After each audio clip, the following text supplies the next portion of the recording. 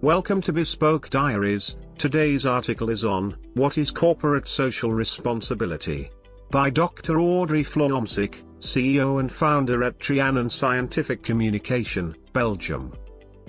You have heard about companies making huge profits while hiding their assets in some fiscal paradise, profiting from child labor, bribery, knowingly endangering their employees, the environment, and ultimately the society at large with harmful pesticides or other chemicals. Corporate social responsibility, often abbreviated as CSR, or called corporate sustainability, is the obligation of an organization to make profit following sustainable development principles. The 3 Ps of business: 1. People or social responsibility, that is having a positive impact on the society. 2.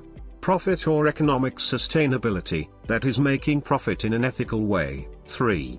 The planet or environmental sustainability, that is minimizing the impact on the environment. This is also called the 3 pillars of sustainable development, or triple bottom line. How does it work? On the most fundamental level, companies exist for 2 reasons: 1.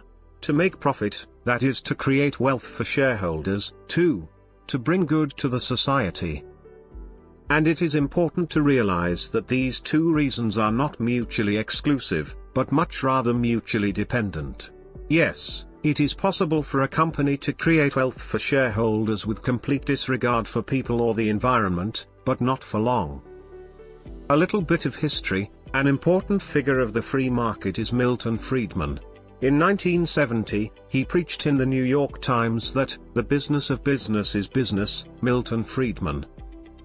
By which he meant that the only responsibility that business had to society was making profit and respect the laws of the country where it operates.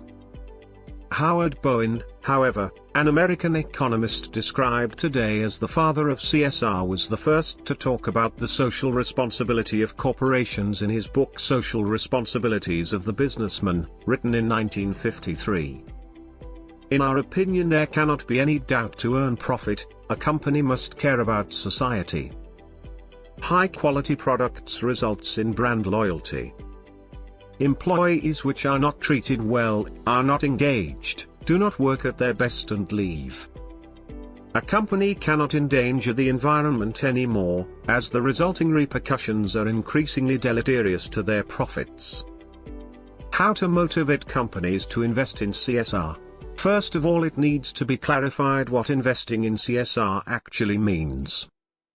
Broadly speaking, there are 2 apparent ways of doing so, however, one only is real: maximizing profit in a non-responsible way and then donating some of those profits to associations or organizations doing some good may seem as investing in CSR, but, in reality, has nothing to do with it.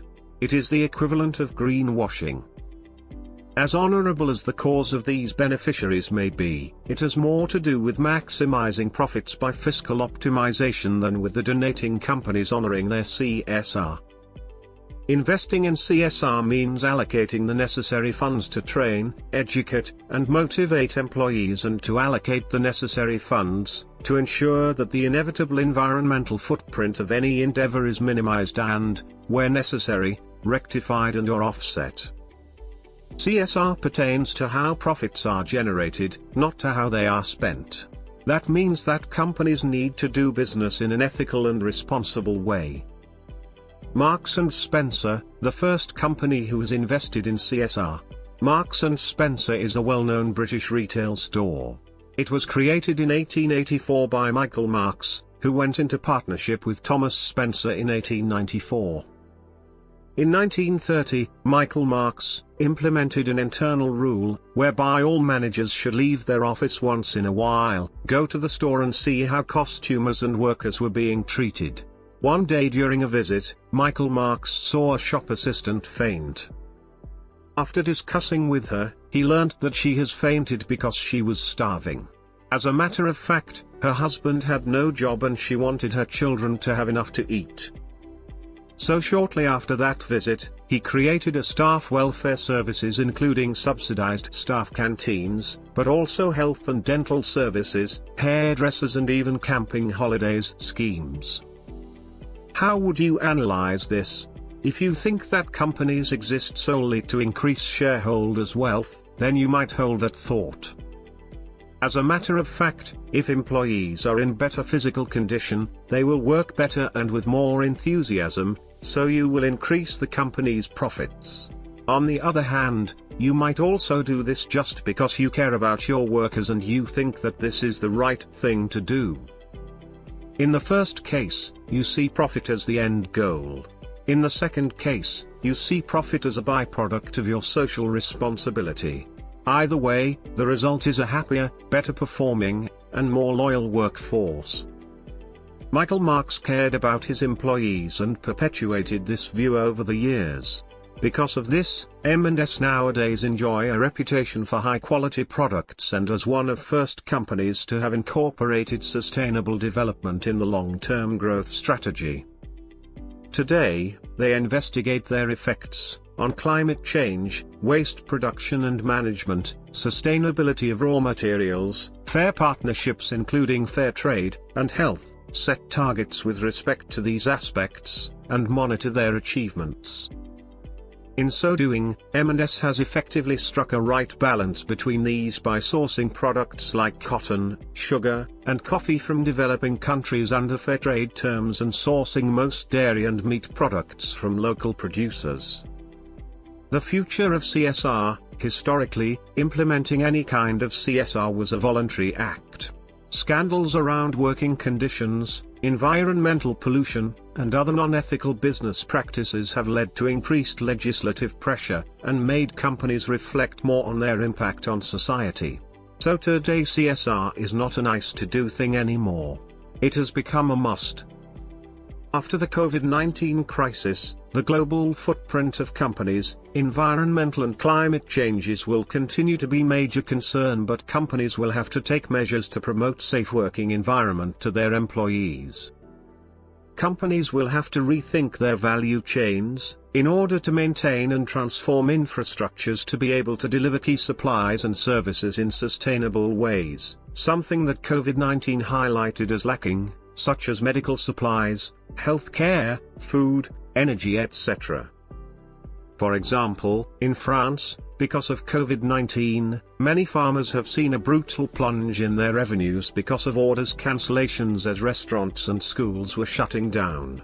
Nevertheless, some of them have been able to take advantage of the recession by reinventing their business models. As consumer buying habits were disrupted, they developed their online presence, which in many cases was zero before the pandemic, to attract new clients, contacted individual consumers and delivered at their doors. Going back to thinking that CSR is just the cherry on the cake is not on the table. As all indicators show, the world's most socially responsible companies do better. These companies try to minimize carbon footprint, water usage, energy usage, etc. They treat their employees better, i.e. they maximize the protection of their employees across the supply chain, pay higher salaries, provide healthcare, aim to achieve gender equality, etc. They try to eradicate modern slavery, corruption, wherever they operate. And most importantly, executive compensation is linked to targets related to the 17 UN Sustainable Development Goals, SDG. These companies outperform competitors on profit, long-term growth, risk management, etc. They use CSR as differentiation, a driver for success. They understand that the role of companies is also to create a lasting impact on people and the planet. When that is your driver, profits follow. In the words of Henrik Poulsen, the CEO of Ørsted A/S, the world's most sustainable company, based in Denmark, running the company just for profit doesn't make sense, but running it just for a bigger purpose is also not sustainable in the long term. Doing good and doing well must go together. They understand that companies are also there to create a lasting impact on people and the planet. The mission of Trianon Scientific Communication is to help CEOs place corporate social responsibility in the DNA of their corporate strategy, and leverage social, economic and environmental sustainability to boost their profitability, competitiveness and attractivity.